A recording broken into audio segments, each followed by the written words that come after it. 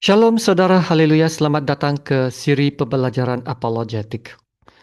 Kiranya kasih karunia dan damai sejahtera melimpahi Anda oleh pengenalan akan Allah dan akan Yesus Tuhan kita. Kita berada dalam siri Tritunggal. Kami telah mengatakan dalam edisi pertama sebelum ini, kunci utama untuk kita memahami Tritunggal adalah dengan kita memahami perhubungan di antara Allah Bapa dan Tuhan Yesus. Dan perhubungan antara Allah Bapa dan Tuhan Yesus ini banyak disampaikan dalam Injil Yohanes. Dan karena itu, kita akan banyak merujuk kepada Injil Yohanes dalam siri pembelajaran Tritunggal ini. Tapi sebelum kita masuk ke dalam Injil Yohanes, saya ingin memberi penjelasan asas tentang kepercayaan Tritunggal.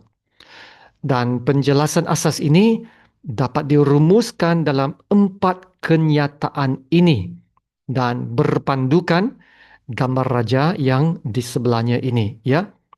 Jadi kenyataan yang pertama ialah kita hanya percaya kepada satu Tuhan, hanya percaya kepada satu Tuhan. Allah itu Esa. Ini yang pertama. Yang keduanya, Allah itu Esa dan senantiasa hadir dan wujud dalam kesatuan 3 pribadi berbeza yang kekal dan setara. Dan yang ketiganya, setiap pribadi adalah Allah. Setiap pribadi adalah Allah, memiliki sifat yang sama, setara, sederajat. Bapa adalah Tuhan, Anak adalah Tuhan, Roh Kudus adalah Tuhan. Setiap pribadi adalah Allah. Yang membezakan ketiga-tiganya adalah peranan. Ya, saudara, kita lihat kenyataan yang pertama ini, yaitu kita hanya percaya kepada satu Tuhan. Allah itu Esa. Bermaksud, bila Anda disoal, kenapa Kristen menyembah 3 Tuhan? Atau bila Anda disoal dengan soalan-soalan yang begitu rumit, mencabar, yang sangat mengelirukan tentang Tritunggal, sehingga Anda tidak dapat menjawabnya, Anda hanya perlu ingat kenyataan yang pertama ini. Ya, kita hanya percaya ada satu Tuhan.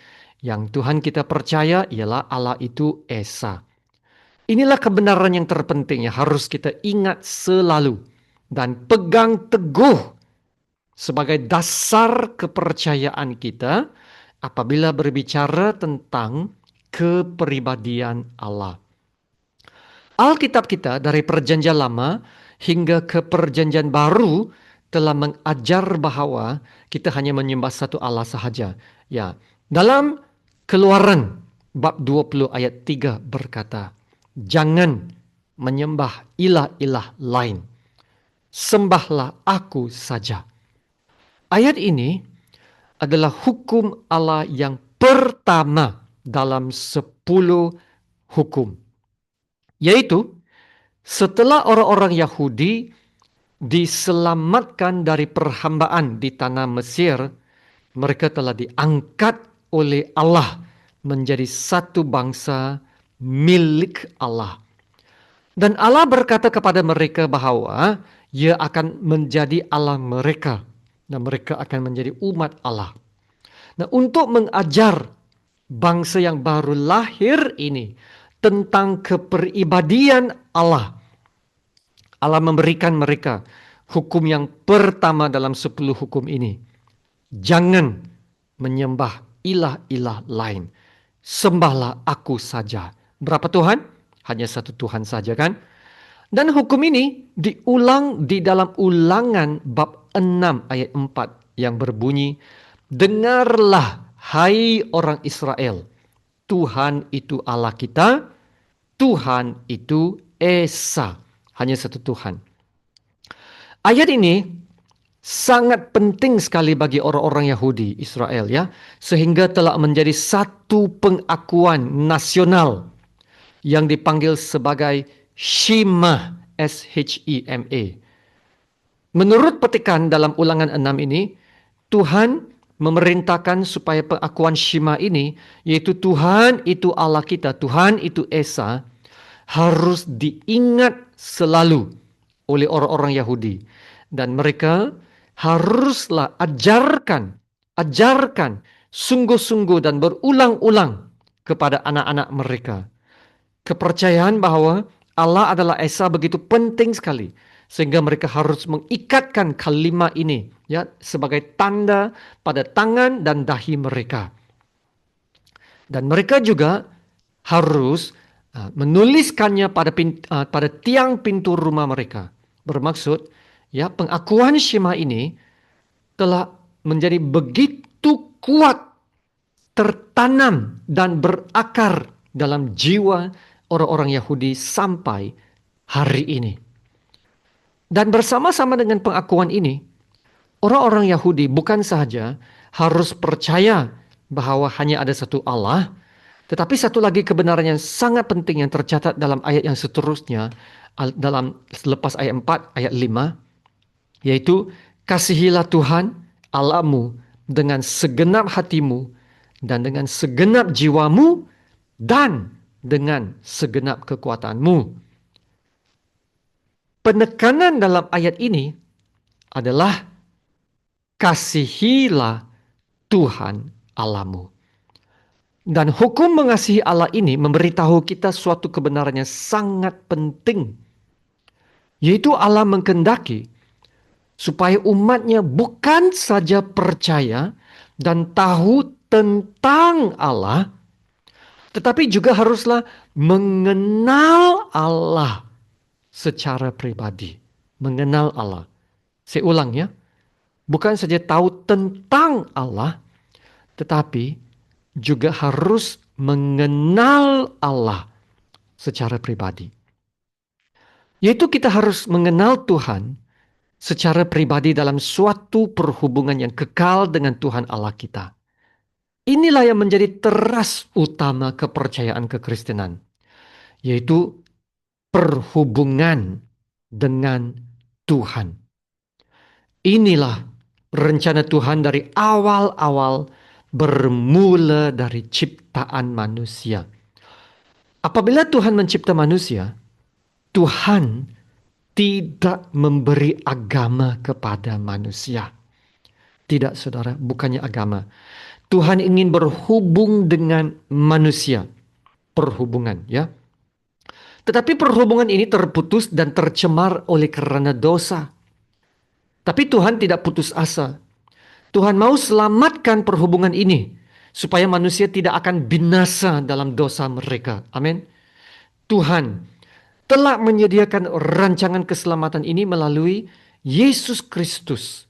Dan di dalam perjanjian baru, rancangan keselamatan itu telah dilaksanakan melalui kematian dan kebangkitan Yesus. Dan dengan itu, perhubungan di antara Tuhan dan manusia dapat dipulihkan. Dan manusia dapat berdamai semula dengan Tuhan. Amin. Di dalam perjanjian lama, di mana orang-orang Yahudi diselamatkan dari perhambaan Mesir, dan selepas itu mereka diajar hukum pertama, yaitu Tuhan itu Allah kita, Tuhan itu Esa.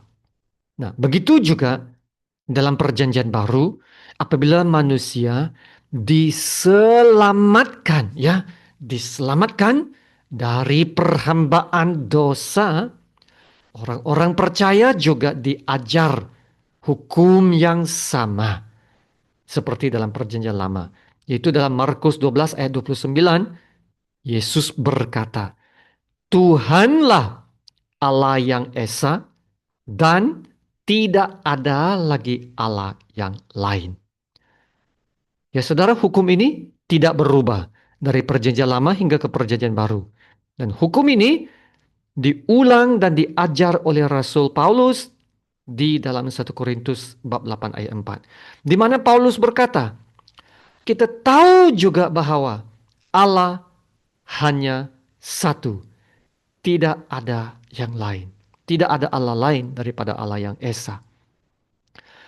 Dan tidak lupa juga bersama dengan hukum yang pertama ini dalam perjanjian lama, itu hanya ada satu Allah, Yesus juga berkata dalam Matius 22 ayat 37 dan 38 bahwa hukum yang terutama seperti mana yang telah disampaikan oleh bapak-bapak leluhur kita adalah kasihilah Tuhan Allahmu dengan segenap hatimu dan dengan segenap jiwamu dan dengan segenap akal budimu. Itulah hukum yang terutama dan yang pertama. Wow, haleluya. Maka apabila kita belajar tentang Tritunggal Allah, janganlah kita hanya mau tahu atau coba memahami atau coba mendapat pengetahuan tentang doktrin Tritunggal. Jangan kita mendekati pengajaran ini dengan cara ini, yang hanya untuk pengetahuan sahaja. Sebaliknya, kita harus mendekati pengajaran ini dengan hati yang ingin mengenal Tuhan secara pribadi dan mengasihinya. Apabila kita mengambil pendekatan ini, yaitu benar-benar mau mengenalnya, maka Tuhan akan menyatakan dirinya kepada kita melalui kebenaran-kebenaran firman-Nya dan Roh Kudus-Nya yang mengajar kita. Haleluya. Dan kita akan merasakan suatu kebahagiaan yang luar biasa bersama dengan Allah Bapa kita. Inilah yang Tuhan janjikan dalam Yakobus bab 4 ayat 8. Mendekatlah kepada Allah dan Ia akan mendekat kepadamu. Begitulah luar biasanya perhubungan kita dengan Tuhan. Begitu juga tertulis dalam 1 Korintus bab 2 ayat 9. Apa yang tidak pernah dilihat oleh mata dan tidak pernah didengar oleh telinga dan yang tidak pernah timbul dalam hati manusia. Semua yang disediakan Allah untuk mereka yang mengasihi Dia. Ya saudara yang dikasihi Tuhan Yesus, inilah kuncinya. Mengasihi Tuhan bukannya mau tahu tentang Tuhan saja, tetapi harus kita mengenal Tuhan secara pribadi. Dan Tuhan akan menyatakan dirinya lebih lagi kepada Anda. Haleluya saudara, teruslah mendengar dan semoga Anda dapat menangkap kerinduan ini untuk lebih mau mengenal, mengasihi, dan mendekat kepada Allah Bapa kita. Haleluya. Terima kasih Tuhan Yesus. Mari kita berdoa. Bapa kami yang di surga, terpujilah nama Allah Bapa yang termulia. Engkaulah yang kami sembah, yang kami agungkan. Terima kasih Bapa untuk firman-Mu. Terima kasih Bapa Engkau mahu menyatakan dirimu kepada kami semua. Supaya kami dapat mengenal Engkau Allah Bapa dan mengenal Engkau secara pribadi dengan lebih dalam lagi. Sekiranya kami tidak mengenal Engkau, kami tidak akan dapat menemukan jalan keselamatan. Kami tidak akan dapat selamatkan diri sendiri, kecuali bergantung kepada usaha kami dan keagamaan kami. Dan kami tahu semua jalan manusia tidak dapat juga membawa keselamatan. Dan kami bersyukur melalui Yesus Tuhan yang menjadi pernyataan Allah kepada kami. Kami dapat mengenal Allah dan dapat diselamatkan. Haleluya ya Bapa, berikan kami hati yang mau terus mengenal Engkau, merindukan Engkau dan mendekati Allah Bapa. Haleluya, terima kasih Bapa. Dalam nama Tuhan Yesus yang termulia, kami berdoa dan ucap syukur. Amin.